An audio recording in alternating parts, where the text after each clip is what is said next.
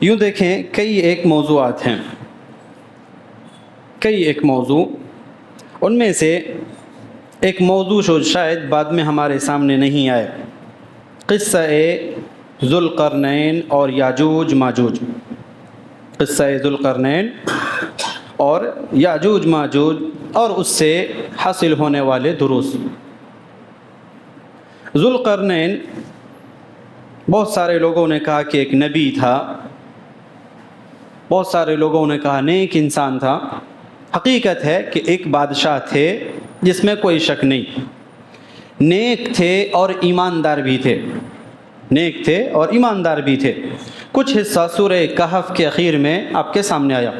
وَيَسْأَلُونَكَ عَنْ ذِي الْقَرْنَيْنِ قُلْ سَأَتْلُو عَلَيْكُمْ مِنْهُ ذِكْرًا، اور اس کے بعد اللہ نے کہا إِنَّا مَكَّنَّا لَهُ فِي الْأَرْضِ، ہم نے زمین میں اسے اقتدار دیا تھا،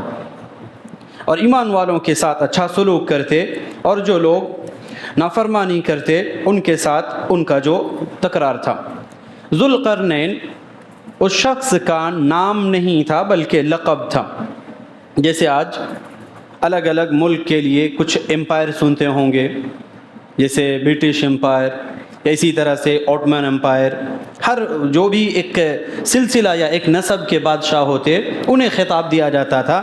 تو ذو القرنین یہ ایک نام نہیں، ایک شخص کا لقب تھا۔ قرن عربی زبان میں سینگ کو کہا جاتا ہے، بیل کے جو سینگ ہوتے ہیں، سینگ۔ عربی زبان میں قرن کا ایک معنی صدی بھی ہوتا ہے، سینچری، ایک سینچری۔ اسی طرح سے قرن کے اور دوسرے معنی ہیں۔ اسے ذو القرنین کہنے کی وجہ کیا ہے؟ ہم نے دیکھا نام نہیں ہے۔ بہت سارے لوگوں نے کہا کہ ذو القرنین سے مراد وہ الیگزینڈر ہے،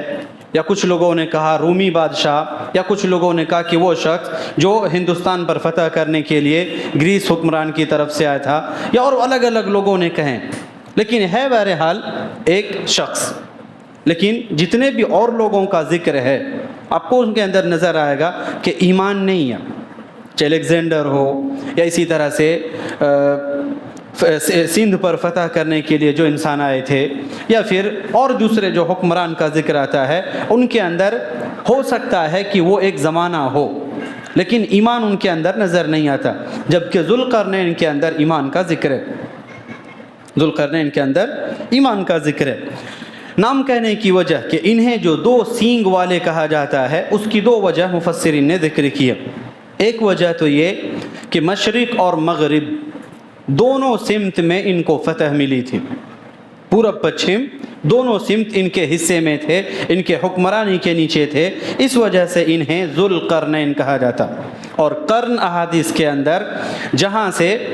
سورج اٹھتا ہے یا سورج ڈوبتا ہے، سورج جہاں سے اگتا ہے یا سورج جہاں ڈوبتا ہے، اس جگہ پر شیطان اپنی سینگ لا کر کے رکھ دیتا ہے کہ اس وقت جو لوگ عبادت کرنے والے ہوں گے وہ دراصل چاہے یا ان چاہے میری عبادت کریں گے، تو اسے قرن کہا جاتا ہے۔ قرنی الشیطان،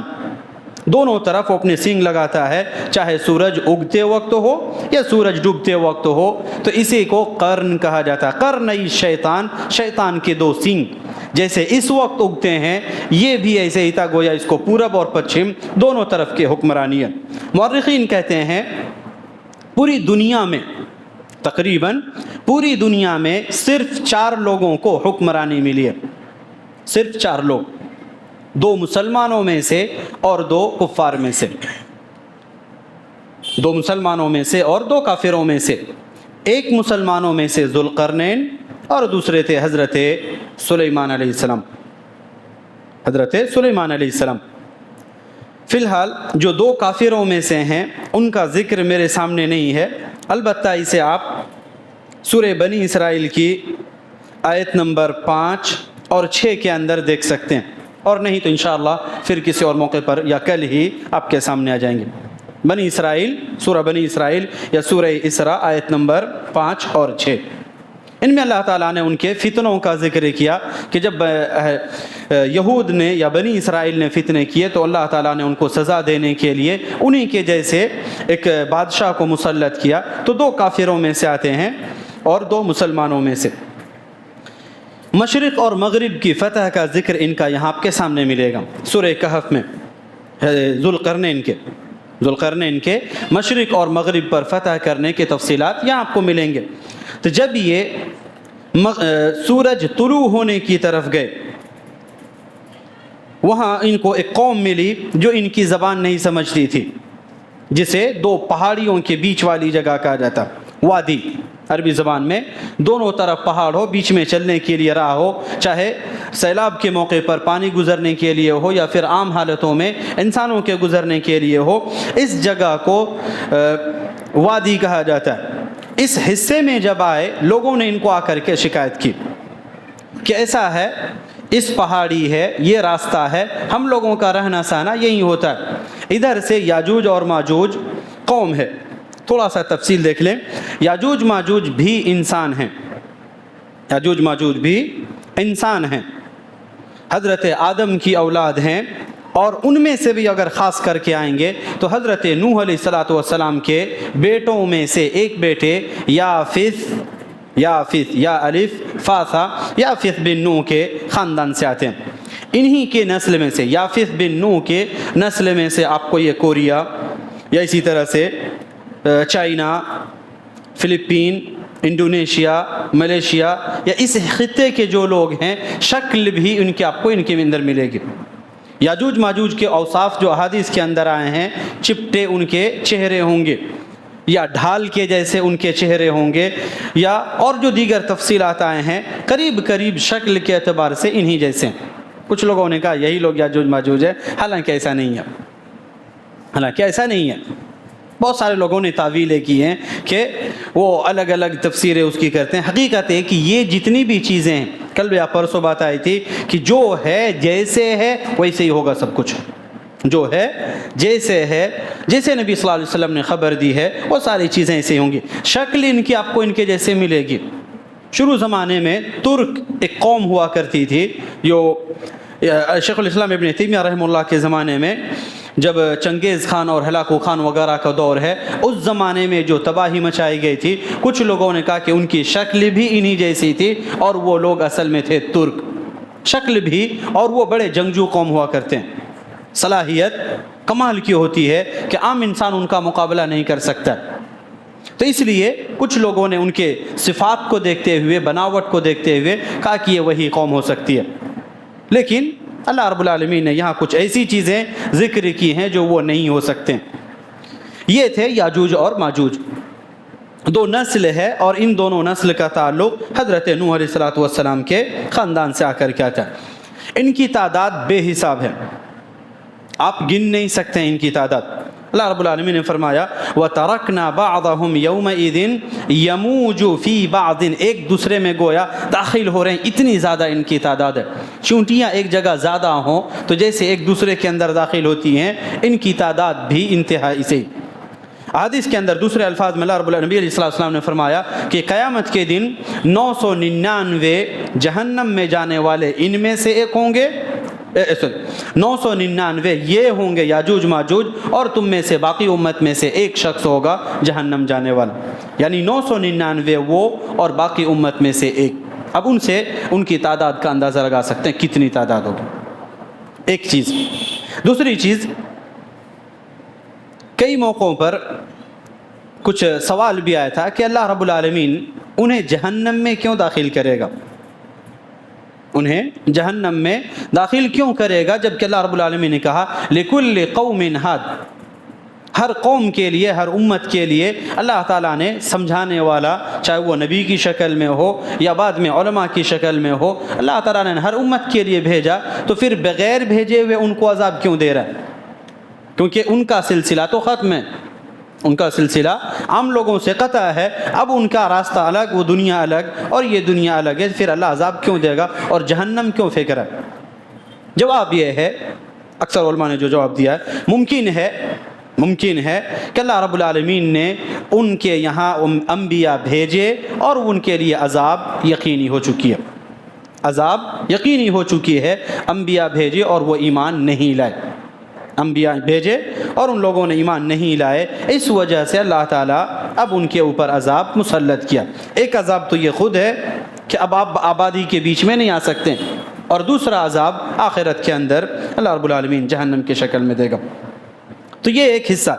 یاجوج ماجوج کا فتنہ بہت مشہور تھا۔ ان لوگوں نے حضرت ذوالقرنین سے کہا کہ آپ ہمیں ان سے بچائیے، اور ایسا کریں کہ یہ لوگ آتے ہیں فساد مچاتے ہیں، جو پاتے کھا پی کر کے لوٹ لیتے، جن کو پاتے قتل کر دیتے ہیں، تو ایسا کریں کہ ان کے حفاظت کے لیے ہمارے لیے کوئی راستہ بنائیے۔ تو وہ جو دو دیوار کے بیچ میں راستہ تھا، اسی راستے کو حضرت ذوالقرنین نے باقی تمام لوگوں کی مدد سے وہ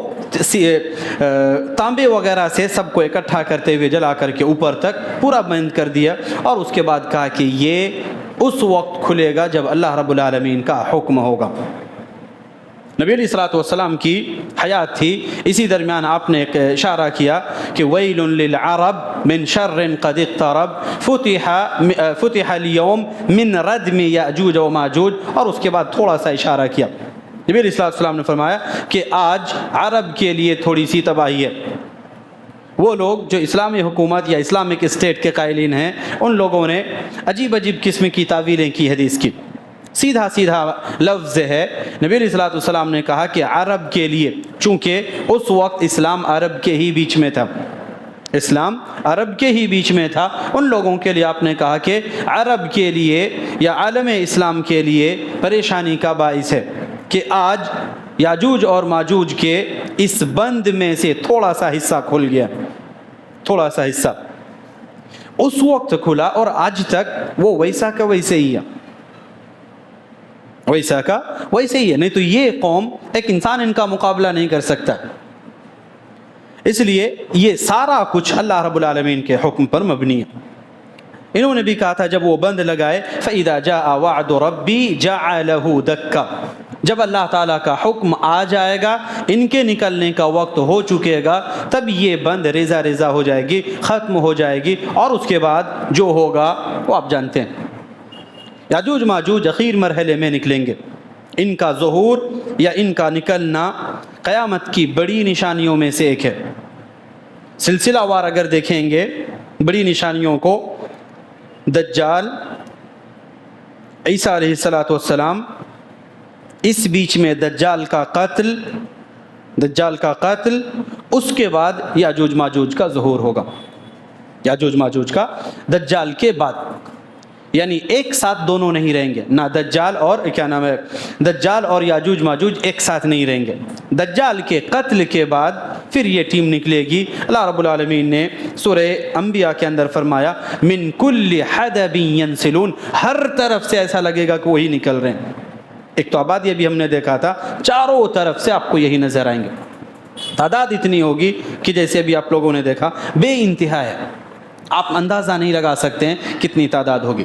ایک تو جنگجو قوم ہے اور دوسری بڑی بدماش قوم ہے، جسے سامنے پائیں گے قتل کریں گے، اور اس کے بعد جب دنیا ان کا صاف ستھرا ہو جائے گا، اس موقع پر جب یہ نکلیں گے، اللہ تعالیٰ حضرت عیسیٰ علیہ السلام سے کہیں گے کہ جتنے اہل ایمان ہیں ان لوگوں کو لے کر آپ طور پر چلے جائیں، آپ کوہ طور جو موسیٰ علیہ السلام والا، طور پر چلے جائیں، تمام مسلمانوں کو لے کر جتنے ہوں گے، اللہ کے نبی حضرت عیسیٰ علیہ السلام لے کر کے وہیں چھپیں گے، اور اس کے بعد ان کا جو ہوگا دنیا میں، اخیر میں اللہ تعالیٰ ان کو عذاب سے دوچار کرے گا، اور ان کے بعض روایتوں کے اندر ہے کہ گلے میں یا بعض میں دماغ میں ایک قسم کا کیڑا پیدا ہوگا، جس کی وجہ سے ایک جھٹکے میں پوری آبادی ختم ہو جائے گی، صفایت بدبو ہوگا، ان کے سڑنے کی وجہ سے بڑے بڑے پرندوں کے ذریعے سے اللہ تعالیٰ صاف کروائے گا، اور اس کے بعد بارش ہوگی، صفایا، اہل اسلام باہر آئیں گے، اور کچھ دنوں تک حضرت عیسیٰ علیہ السلام بھی رہیں گے، پھر ان کا انتقال ہوگا۔ تو یہ ہے یاجوج اور ماجوج۔ کچھ اور مسائل رہیں گے تو پھر انشاءاللہ کبھی دوسرے اور موقع پر اللہ تعالیٰ سے دعا کریں العالمین ہم تمام لوگوں کو قرآن کریم میں جو واقعات ہیں ان سے عبرت حاصل کرنے کی کیا چیز ہماری، میں نے کہا تھا کہ اس سے عبرت، دو چار الفاظ میں بس کہیں،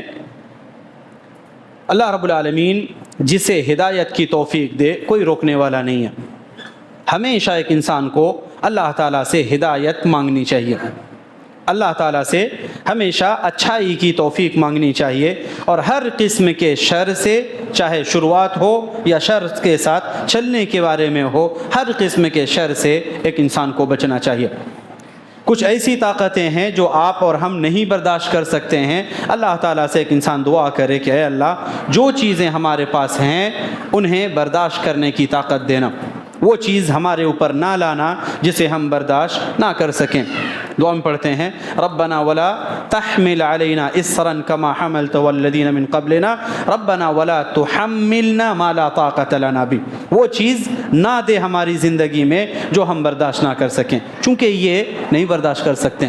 اللہ نے کہا کہ اہل ایمان حفاظت کے لیے اپنے آپ کو جو ممکن ہو سکے ایک انسان اپنے دین اپنے ایمان کو بچانے کے لیے کوششیں کریں. اللہ تعالیٰ سے دعا العالمین ہم تمام لوگوں کو جب تک زندہ رکھ، ایمان اور اسلام کے ساتھ زندہ رکھ، ہر قسم کے فتنے سے خواہ وہ ظاہر ہو یا باطن ہو ہر قسم کے فتنوں سے محفوظ رکھ. جب ہمیں خاتمہ دے تو خاتمہ بالخیر فرما. آمین. اقول قولی هذا واستغفر الله لي ولكم ولسائر المسلمين واستغفروه من كل ذنب انه هو الغفور الرحيم. وصلى الله وسلم على نبينا محمد.